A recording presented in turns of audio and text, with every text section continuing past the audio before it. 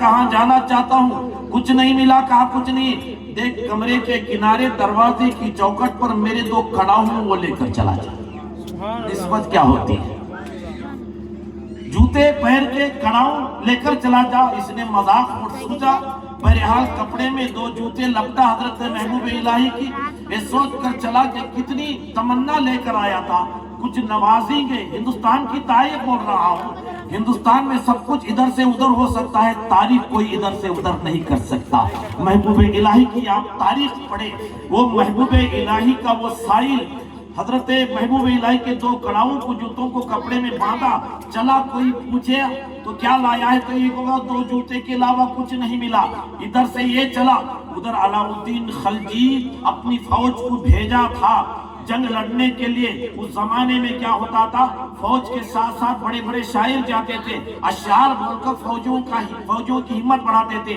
امیر خسرو بھی وہاں پر پہنچے تھے، جنگ میں جیت ہوئی، ادھر سے امیر خسرو کو بادشاہ نے 50,000 اشرفیاں عطا فرمائی۔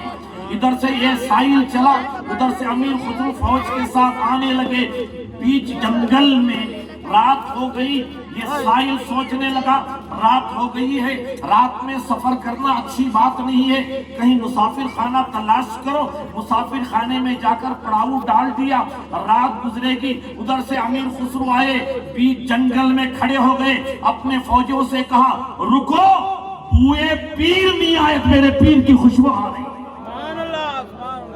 کہا حضور ہنوز دلی دور ہے، آپ کے پیر دلی میں رہتے ہیں، یہاں خوشبو کیسی؟ کہا تم مانو نہ مانو، میرے پیر کی خوشبو آ رہی ہے، میرے پیر کی خوشبو آ رہی ہے، مانو نہ مانو۔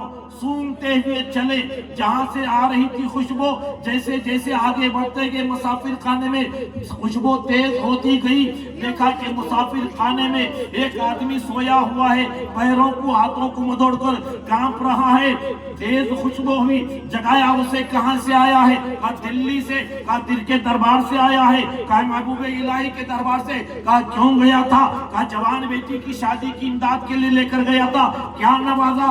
کچھ نہیں، 2 جوتے نوازے ہی، کڑاؤں کہاں کڑاؤں کہاں ہے؟ کہا یہیں پر یہ کڑاؤں ہے۔ کہا بیچے گا؟ کہا بیچے گا؟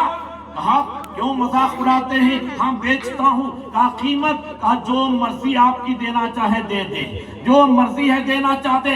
کہا سن، میرے پاس 50,000 اشرفیاں ہیں، 50,000 اشرفیاں لے لے، 2 کڑاؤں مجھے عطا فرما، 2 جوتے مجھے عطا فرما دے۔ نسبت کیا ہوتی ہے؟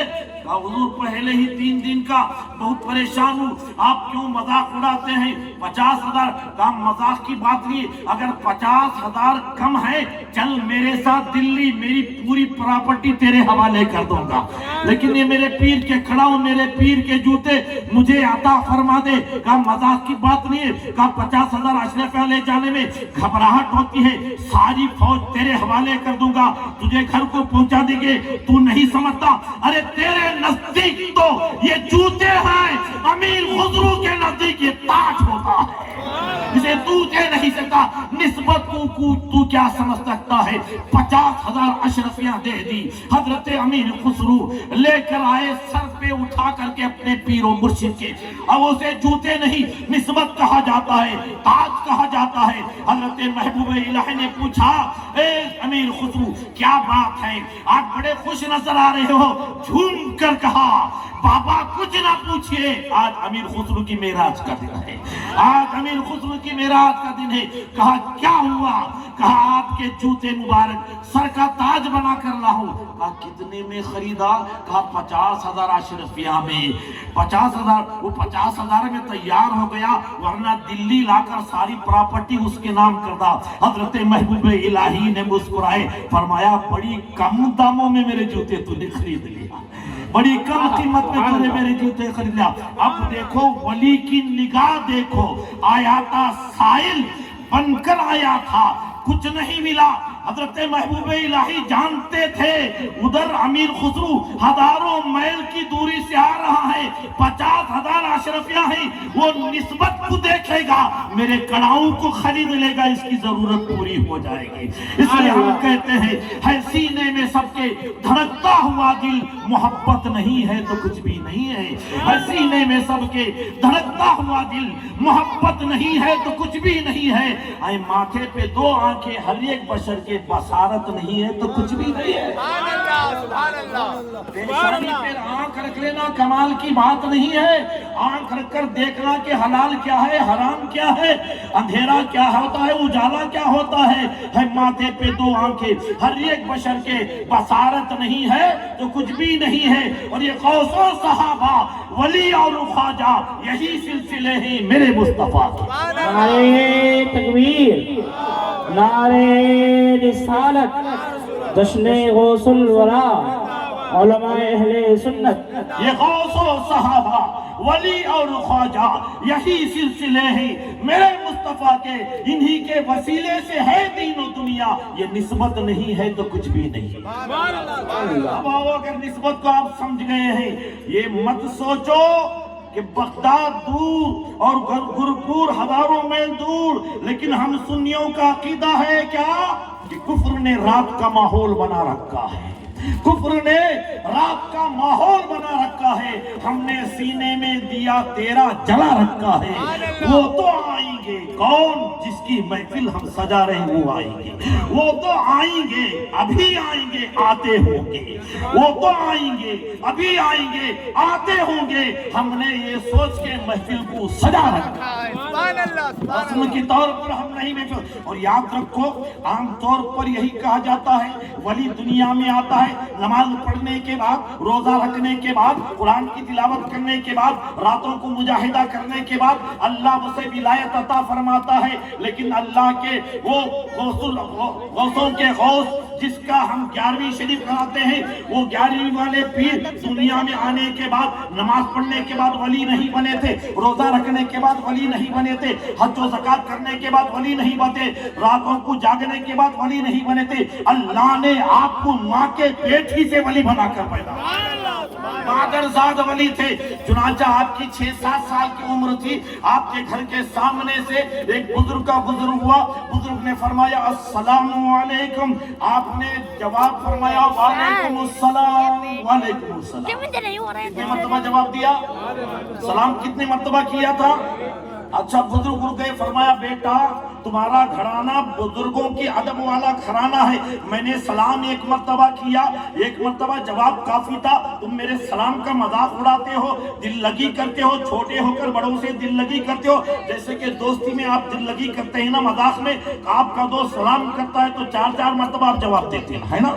دنیا کی روایتیں، کہا بیٹا چھوٹے ہو کر بڑوں سے دل لگی کرتے ہو، 1 مرتبہ سلام کا جواب کافی تھا، 2 مرتبہ کیوں دیا؟ کیا مذاق اڑاتے ہو؟ کہا بابا حضور، کہا دل لگی نہیں، 2 مرتبہ دینے کی وجہ یہ ہے پہلے سلام کا جواب، اب کے سلام کا جواب ہے، دوسرا جواب یہ مجھ پر قرضہ تھا جو ادا کر رہا، مجھ پر قرضہ تھا۔ کہا بیٹا کس بات کے قرضے کی بات کر رہا ہے، کون سے واجب کی بات کر رہا ہے؟ کہا برسوں پہلے میں دنیا میں آیا نہیں تھا، ماں کے پیٹ میں تھا، آپ کا حضور میرے گھر کے سامنے سے ہوا، آپ نے کہا السلام علیکم، میری ماں میں پیٹ کے اندر سے سن رہا تھا، میری ماں نے جواب دیا تھا لیکن آہستہ جواب دیا تھا، کیوں؟ عورت کی آواز بھی پڑتا ہے، یہ میری آقا کی شریعت کا قانون ہے، عورت کی آواز بھی پردہ ہوتی ہے، اس لیے میری ماں نے زور سے جواب نہیں دیا تھا، آہستہ جواب دیا تھا۔ آپ یہ کہہ کر چلے گئے یہ کیسا گھر ہے، سلام کرتا ہوں تو جواب نہیں ملتا۔ کہا اس وقت میں ماں کے پیٹ میں آپ کے سلام کو سن رہا تھا، دل تو چاہتا تھا وہیں سے آپ کے جواب کا دے دوں، لیکن میرے جواب کے دینے سے ماں گھبرا جائے گی، اس لیے میں نے پہچان لیا تھا، آج اب آئے السلام علیکم، پہلے سلام کا جواب اب کا جواب ہے، دوسرا جواب جو ماں کے پیٹ میں سنا تھا اس کا جواب ہے۔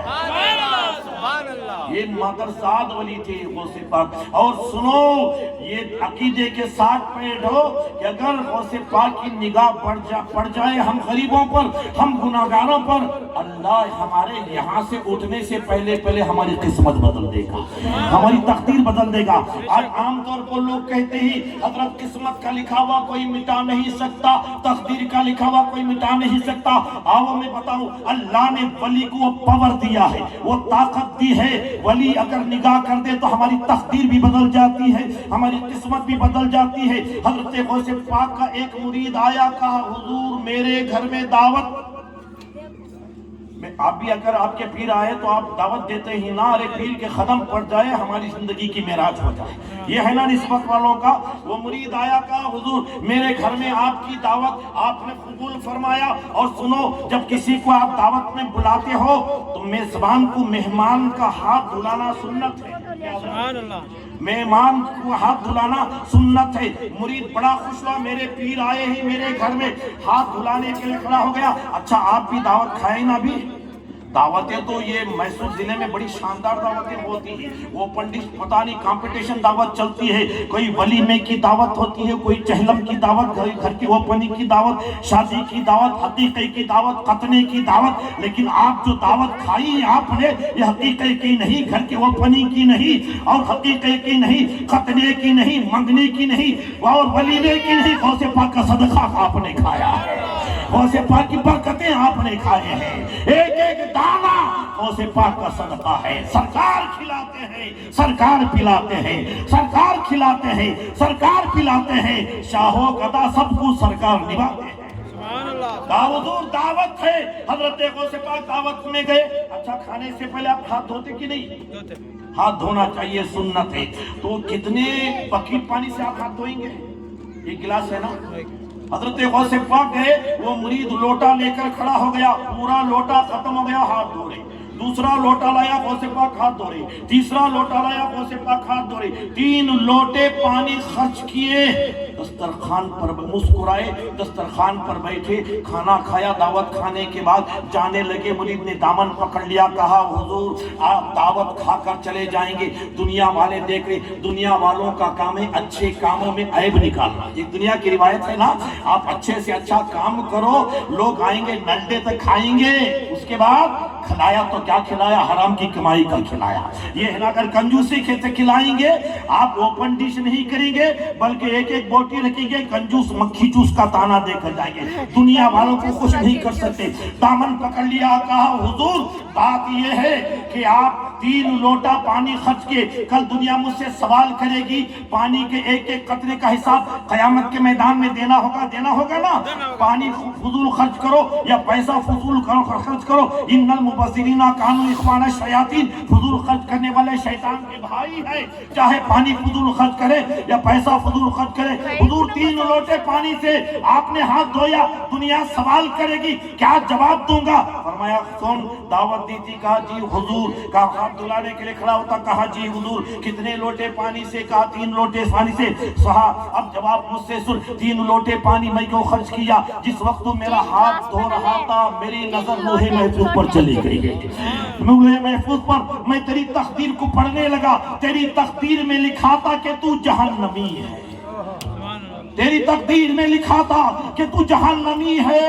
ارے عبدالقادر کو کب یہ گوارا کہ عبدالقادر کا ہاتھ دھلانے والا جہنم میں چلا جائے؟ تو سمجھ رہا تھا میں ہاتھ دھو رہا ہوں, رب کعبہ کی قسم میں تیرا ہاتھ نہیں دھو رہا تھا, تیری قسمت کو دھو رہا تھا, تیرے نصیبے کو دھو رہا تھا, تیرے گناہوں کو دھو رہا تھا, تیری خطاؤں کو دھو رہا تھا, تیری برائیوں کو دھو رہا تھا. اس وقت دھوتا رہا جب تک کہ اللہ رب العزت تیرا نام جہنم کی لسٹ نکال تجھے جنتی نہیں بنا دیا.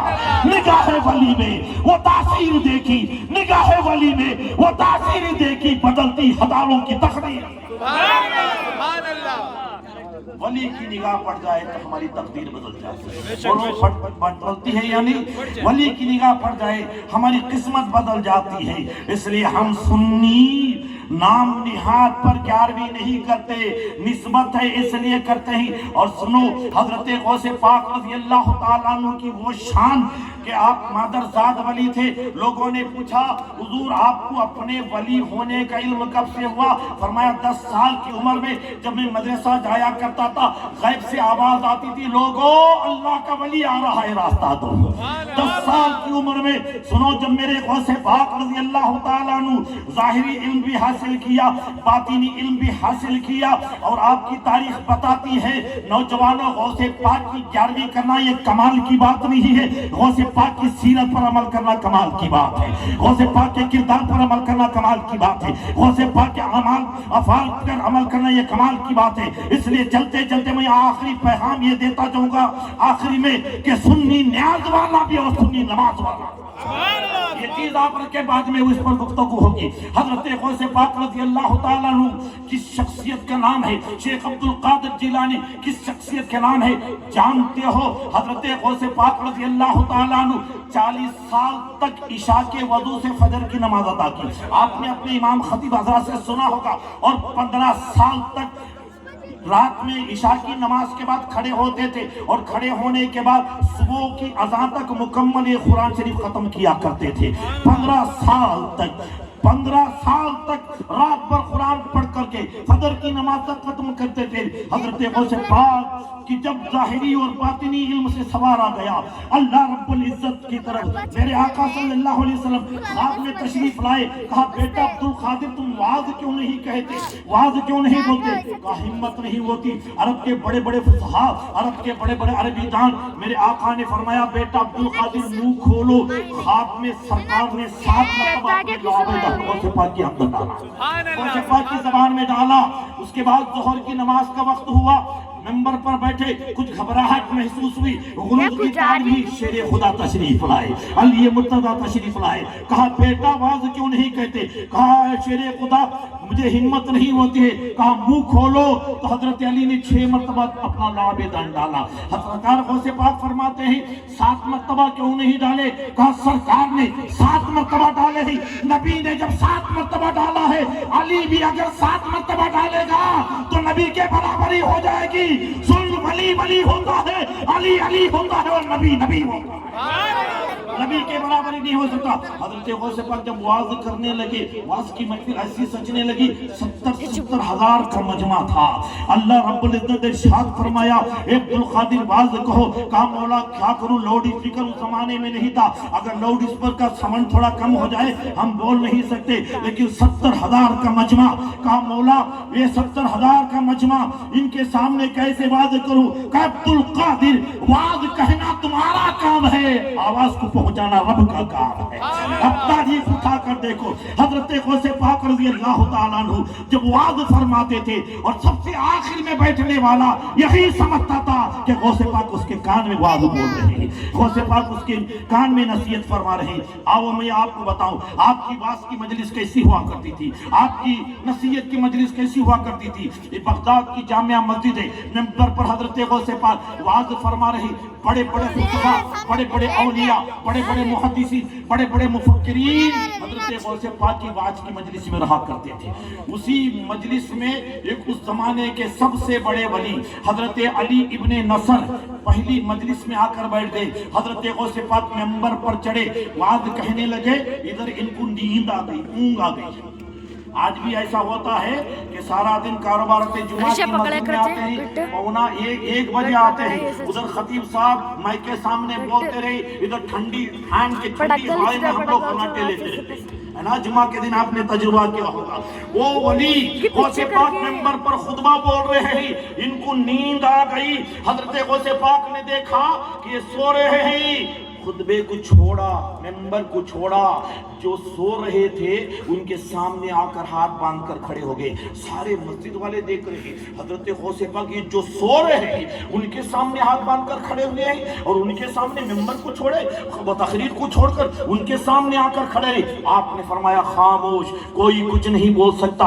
अब सिर्फ पूरी मस्जिद में ये सोने वाले हजरत अली इब्ने नसर के खर्राटे थे और कोई आवाज नहीं थी। बहुत देर हो गई, उसके کے بعد ہڑبڑا کر جب اٹھے حضرت علی ابن نصر، دیکھا کہ سامنے غوث پاک کھڑے ہیں، اٹھ کر گھبراہٹ میں اٹھنے لگے، کہا نہیں بیٹھے رہو، کہا یہ کیسے ہو سکتا ہے، آپ کھڑے رہے میں بیٹھا رہوں، کہا بیٹھے رہو۔ جب تھوڑی تسلی ہو گئی آپ پھر منبر پر چڑھے، پھر اپنے علی ابن نصر سے پوچھا، اے علی ابن نصر پوچھو، اب میں جو سوال کرتا ہوں بولو۔ کہا مسجد میں آئے تھے، کہا ضرور آیا تھا۔ کہا پھر کیا ہوا، کہا پہلی صف میں بیٹھا تھا۔ پھر کیا ہوا، آپ منبر پر چڑھے۔ کہا پھر کیا ہوا، آپ ادھر منبر پر چڑھے، ادھر مجھے نیند آ گئی، ادھر خطبہ شروع کیے، کہا نیند آ گئی، کہا نیند آ گئی تو سنو، آدمی نیند میں خواب بھی دیکھتا ہے۔ اب غوث پاک کو سنو، کہا نیند میں ہاں خواب بھی دیکھتا، کہا خواب میں کیا دیکھا، کہا ادھر آواز شروع کیا، ادھر نیند، مجھے نیند آ گئی،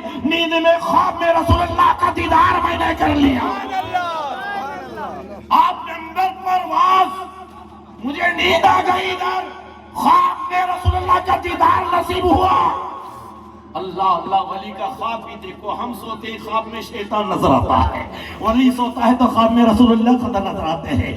فرمایا اب اے لوگوں سنو، آپ جو تعجب سے دیکھ رہے تھے، میں نے منبر کو چھوڑا، وعظ کو چھوڑا، تقریر کو چھوڑا، ان کے سامنے ہاتھ باندھ کر کھڑے رہے تھے۔ سنو، جب یہ نیند آ گئی، انہیں خواب نظر آیا، خواب میں رسول اللہ تشریف لائے، تو منبر کو جو میں نے چھوڑا تھا، ہاتھ باندھ کر کھڑا تھا، رسول اللہ ان کے خواب میں جو آئے تھے، رسول اللہ کی تعظیم میں میں کھڑا ہوا تھا۔ ارے رسول اللہ کو انہوں نے بھی دیکھا ہے، اللہ کے محبوب کو میں نے بھی دیکھا ہے، فرق یہ ہے انہوں نے خواب میں دیکھا ہے، عبد القادر حالت بیداری میں دیکھا ہے۔ اللہ اللہ و غوث پاک۔ اس لیے ہم کہتے ہیں یہ مت سمجھو گرپور کی سرزمین پر اس گلی میں میرے غوث کی نگاہوں سے ہم چھپ گئے ہیں، ہمارا عقیدہ ہے غوث پاک ہمارے بیٹھنے کو بھی دیکھ رہے ہیں، غوث پاک ہمارے سننے کو بھی دیکھ رہے ہیں، غوث پاک ان علماء کرام کے چہرے کو بھی دیکھ رہے ہیں۔ اس لیے حضرت غوث پاک خود ارشاد فرماتے ہیں،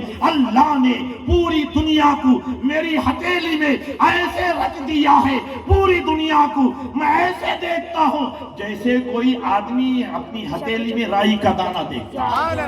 گرپور کے مسلمانوں، یقیناً غوث پاک ہمارے بیٹھنے کو بھی دیکھ رہے۔ اور سنو، اللہ کی وہ غوث پاک کو اللہ نے کتنی، اور یہ بھی یاد رکھنا، آج ہمیں تانا دیتے ہیں کہ یہ سنی جاتا ہے غوث پاک کے دربار میں، سنی جاتا ہے غریب النواز کے دربار میں، سنی جاتا ہے بختیار کاکی کے دربار میں، سنی جاتا ہے محبوب الہی کے دربار میں، سنی جاتا ہے فلاں ولی کے دربار میں جا کر مانگتا ہے۔ ارے مانگنا ہے تو اللہ سے مانگو، قسم خدا کی، سنی ڈنکے کی چوٹ پہ کہتا ہے، ہم کسی بھی ولی کی بارگاہ میں جاتے ہیں تو ولی کو خدا سمجھ کے نہیں مانگتے، ہم کبھی ولی کو خدا نہیں کہتے۔